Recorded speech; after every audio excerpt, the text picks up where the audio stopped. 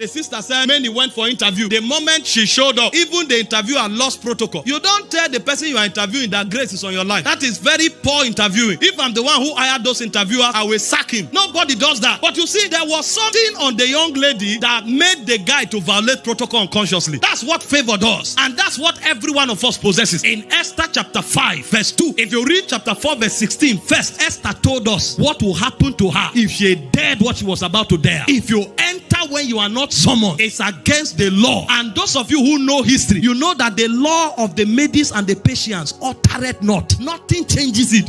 If you violate it, even if you are the son of the king, you will suffer the consequence. That's the honor of the Persian Empire. If the king speaks his law, his word is like the word of a god. So Esther knew, if I do this, I will die. He said, but let's entreat the Lord for something. And what they were looking for is called favor. And in Esther 5 verse 2, Esther entered. The king looked at her, and the Bible said the king, she found favor before the king. What did the king do? Instead of giving commandment for her to be slaughtered, the king said, come, what do you want? Before she answered, the king said, I will give you. Kings don't talk like that because they don't have the right to go back on their word. That was why when the daughter of Herodias was dancing and the king said, anything you want, I will give you, she said, I want the head of John the Baptist. The Bible said it grieved the king. But he has spoken, and the head of a prophet was cut off. This is to show you the rigidity of the regions we are talking about here. This same king said, whatever you want, I will give you. Before she spoke, he said, even if it is half of my kingdom. That's what favor does. How can you here, who possesses so much grace and favor, be thinking to yourself that you will struggle? See, when people are crying out of